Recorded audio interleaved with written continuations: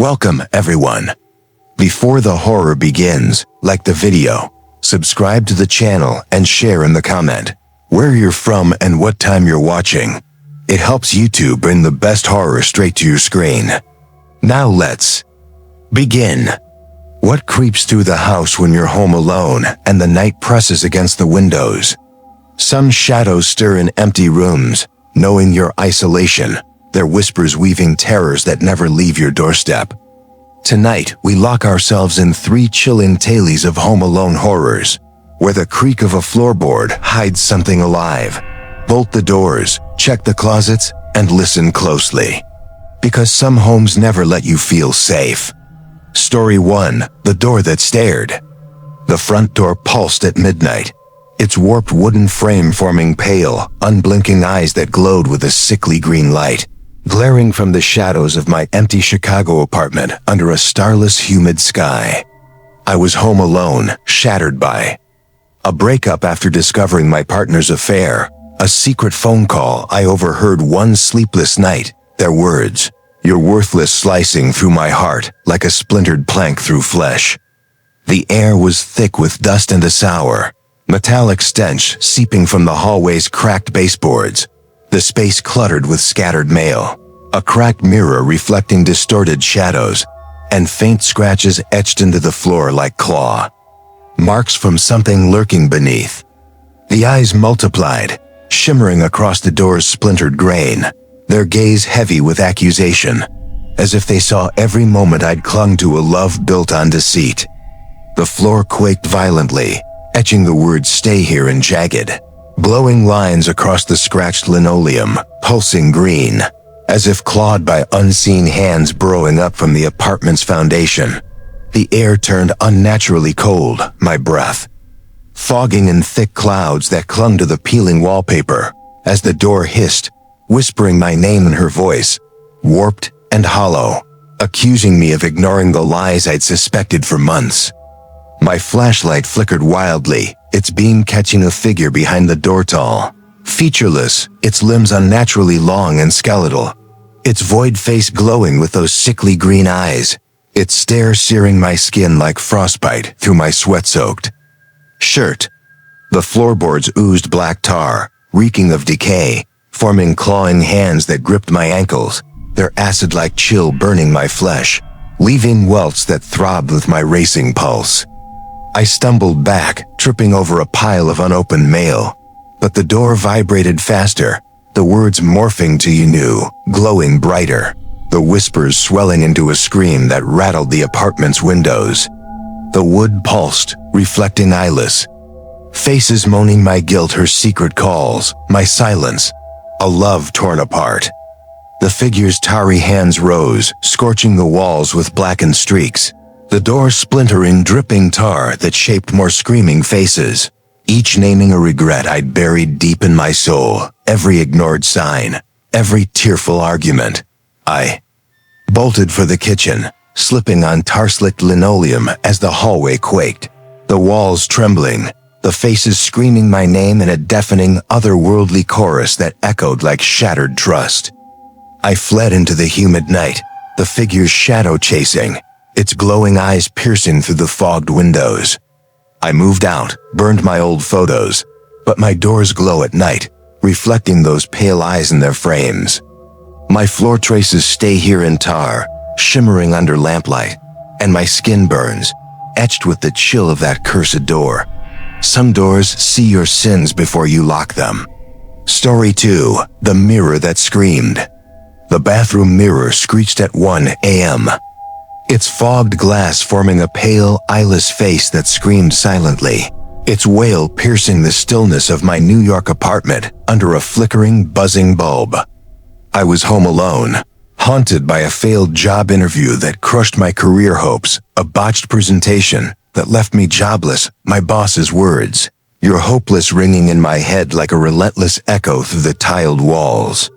The air was heavy with steam and a rotting, fishy stench seeping from the rusted drain, the room cluttered with damp towels, a cracked soap dish, and a faint glint of broken glass scattered across the counter. The face traced the words "come closer" in glowing, Jagged lines across the mirror's surface, pulsing red, as if written in blood oozing from the glass's cracks. The scream grew louder, the mirror trembling violently, its glass splitting too.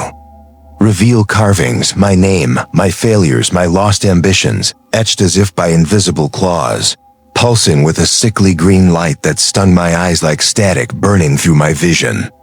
The air chilled, my breath catching in my throat, as the linoleum oozed black sludge, forming slimy hands that gripped my ankles, their icy touch scorching the tiles with a burning chill that left faint ashen scars. Shadows danced in the bulbs. Flicker, tall and impossibly thin, their void faces grinning with jagged, unseeing teeth, their limbs stretching like twisted pipes crawling up the room's walls. The wails swelled into a chorus, naming my shame-stumbled answers, blank resumes. A future crumbling into ash growing, into a shriek that shook the apartment's foundation. My phone died, then flared, its screen showing figures rising from the sludge, dripping and clawing, their eyes glowing green, their mouths moaning my failures in a distorted, endless loop that echoed my mistakes. The sludge hands tightened. The words shifting to you called US, the carvings bleeding black oil that reeked of decay, pooling into more accusing faces that writhed across the floor like living scars. The mirror surged, its glass forming eyeless faces that screamed my name in a deafening, unearthly roar that felt like it could shatter the room. I tore for the apartment door, sprinting past scattered towels as the bathroom quaked, the bulb sparking. In bursts of flame, the figures lunging with clawing hands, their touch searing the air with a freezing burn that stung my skin. The sludge flooded the linoleum, forming countless faces, their shrieks chasing me into the hallway's dim glow. I escaped, the apartment trembling behind me, but my mirrors hum at night, tracing come closer in glowing lines across their surfaces. The stench of rot lingering in every reflection. Some mirrors sing your failures back to you. Story 3. The kitchen that breathed. The kitchen faucet pulsed at 2 a.m., its rusted spout forming a pale, eyeless face that whispered softly, chilling my blood in my Texas apartment under a flickering fridge light. I was home alone, grieving my mother's sudden death from an illness. I couldn't prevent a heart attack. I missed the signs for her last words. You weren't there, burning in my memory like a knife through flesh. The air was sharp with grease and a coppery, blood-like tang that stung my nostrils. The room cluttered with dirty dishes, cracked mugs, and a faint glint of a lost earring catching the fridge's sickly light, casting jagged shadows across the counters.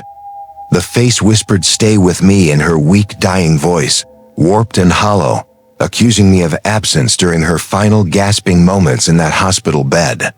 The sink oozed black tar, reeking of decay, pooling into clawing hands that burned my arms with an acid-like heat that throbbed with each desperate step, leaving welts that pulsed with pain. The air grew heavier, the faucet thickening, dripping black oil that formed accusing faces, my mother's, my family's, my own. Their mouths moving silently, blaming me for missing her fading pulse under the hospital's harsh lights. My flashlight flickered, its beam revealing figures in the shadows tall, their limbs twisting like gnarled vines, scraping the countertop's edges, leaving wet, glowing marks that pulsed green in the dark.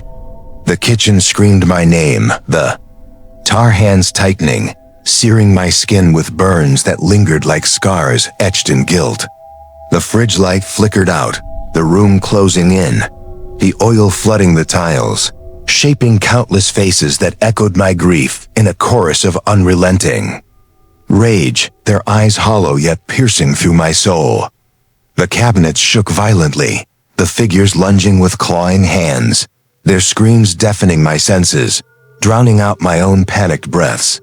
I smashed through the back door with a wooden chair, my hands bleeding as the tiles splintered, the tar flooding, the faces roaring her name in a relentless, haunting wail that seemed to tear through the apartment's oppressive silence. I fled to the street, the apartment splintering behind me, the screams chasing me through the humid, foggy night.